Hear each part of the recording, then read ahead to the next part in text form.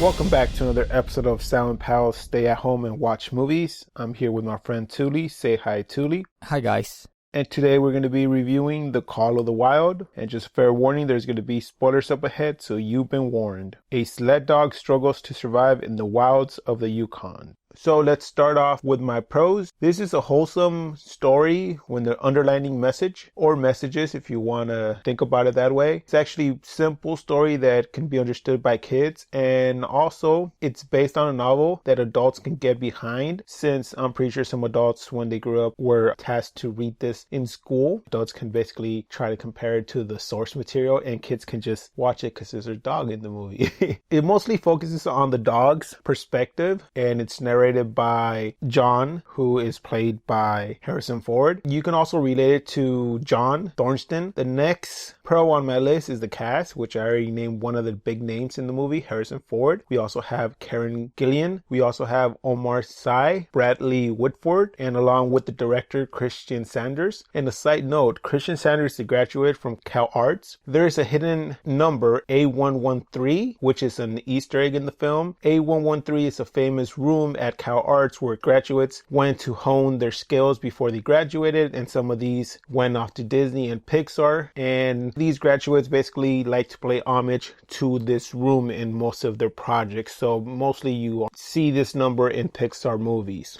So now back to my review. Next, the wilderness, the way they showed it, it seemed like it was straight off from Jack London's pages from his book. And what I mean by this is the color and the sharpness and the crispy, clean image that it represented. It was breathtaking. I know some of it was CG, but it was lovely to see. At the same time, it's a nice perspective, so you can see it with your kids and show them that, you know what, this is how nature used to be, even though it might not be as it is now. Especially since I saw it with my nephew, it was a nice way to actually show him the film and something that he might not get to see later on or experience by himself in real life. Now, let's proceed to my cons. First up is Buck. Buck the dog was rendered in CGI. I had some issues with this. In some scenes, it seemed like he was not well blended in. What I mean by this, it seemed like the rendering was not really completed, or it was not really blended in to the scenes compared to the other sled dogs in the film, which seemed to basically fit in perfectly. I just wanted it to be more of a well blended situation where the dog actually felt like he belonged in the movie. If you understand what I mean, it felt like he was not a real dog, but more of a cartoony character like Scooby-Doo. Also, I had some issues with John narrating the story about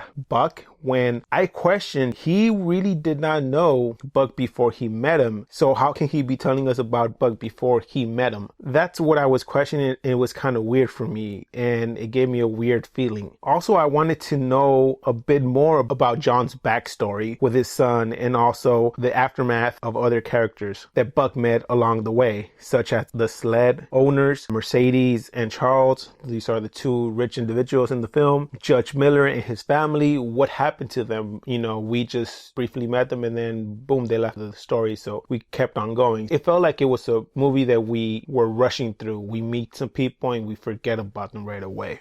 And here's a little suggestion that I would have to fix the film in a way. What if the narration was sort of like a book? For example, chapter 1, Buck and the Judge, or chapter 4, Mush, Buck, Mush. Something in that regards that would break up the story into segments that would be easier to follow, and it gives a sense of a book since this is based off a novel. It would actually give us an idea and break up the story so we can follow and say, okay, this is chapter 1 in Buck's life, you know, chapter 2, this is when he met so-and-so, and it would go on from that point. And it would fit okay because the narration could still be in John's part. And at the end of the movie, somehow we see John's book or his journal. It turns out to be the actual novel, The Call of the Wild, in the burned cabin at the end. Which brings me to my last con, which was one of my biggest issues, was the bad guy, which was Hal. He was chasing John and Buck, and the excuse the story developed was that at the bar he he confronted them and said, they're all gone, my dogs ran off. He was talking about because of John, he lost the sled and his dogs, they ran off. I think it would have been a better way if he would have confronted him and said, my sister's dead and now everything is gone, the dogs and my dream is gone, and it's all because of you. This would have given him a more reason to keep chasing after John, to seek revenge, because he would have blamed him. Even though we as the viewers, we knew John didn't do anything wrong. But in Hal's eyes, he was the guilty party.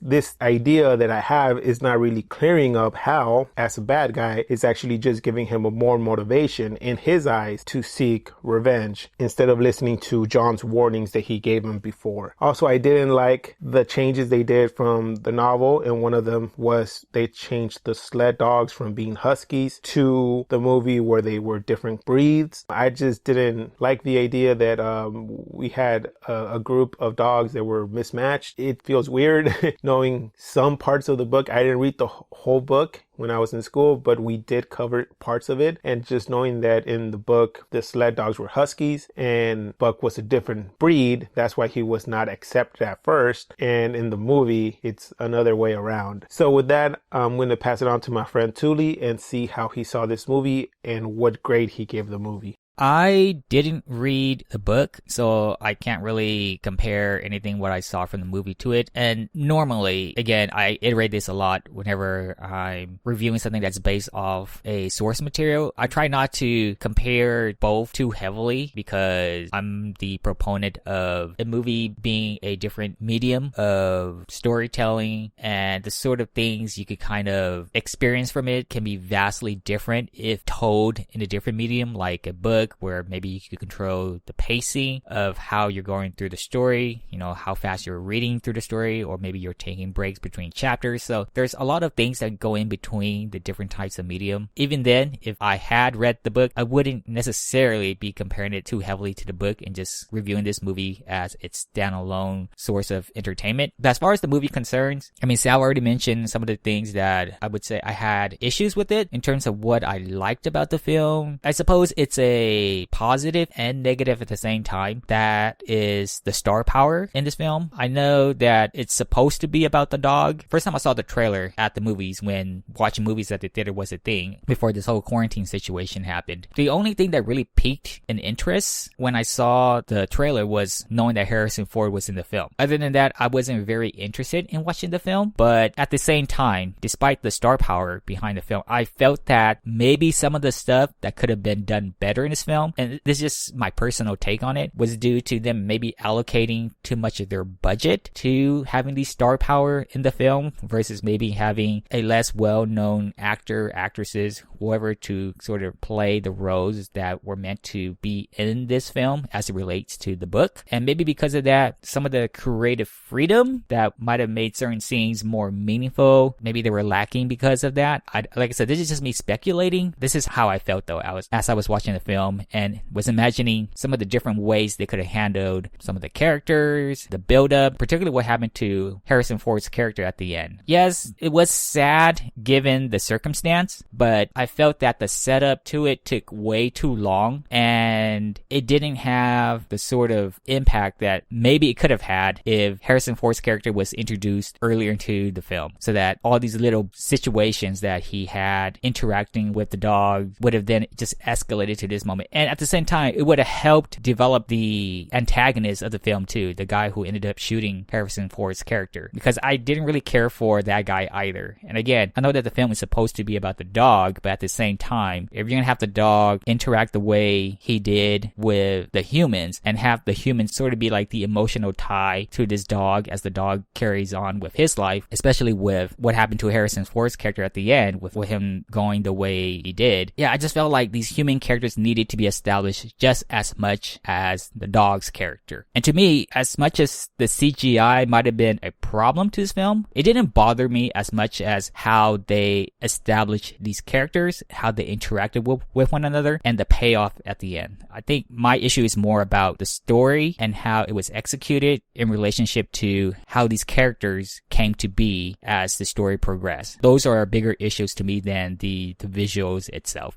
I will come on and say that these are the sort of films that I don't tend to watch as often, like movies that revolve around animals being the centralized characters. I'm not sure if you want to sort of put the latest Lion King live action film in the same category. For me, personally, I don't, but if you want to sort of throw it in the same bag, and I guess I can watch films like this, but I think before that, the most recent film, or should I even say the last film that I watched, which came out a long time ago, that maybe I was entertained from watching it, but given that I was also a kid, I got to take that into account, was the Homeward Bound series, which revolved around the two dogs and the cat. As a kid, I loved those films. So maybe because, as Sal alluded, that the film is about a dog, that most likely this film is catered towards the kids. And as long as the kids are having a blast with it, I feel that the targeted audience has been reached. But with the serious tone of the film as well, I do feel that the parents or the adults are as much a target audience of the movie as well, because they might have to have that conversation with their kids after watching a film like this to sort of address the serious tone of it. But I would say that the film is more targeted towards the kids though. I mean, I already talked about the pacing. I feel like the first half to like maybe 2/3 of the film, it was slow leading up to when Harrison Ford's character became more of an integral part of the film. That's when I feel like, all right, I'm now kind of getting my money's worth again due to the star power element of the film. But in terms of the film being special, I don't feel like it did anything too out of the ordinary to make me feel like, oh, this film is like a standalone film and we as the audience is seeing how this dog is going to be now given his circumstance in the world. Would I recommend it? Again, I guess it just depends. If you're into like movies about animals as being the lead characters, maybe not taking the film too seriously, because like I said, it does feel like it's targeted towards children. The story, it's easy to follow. It's nothing too over the top, despite maybe some of the way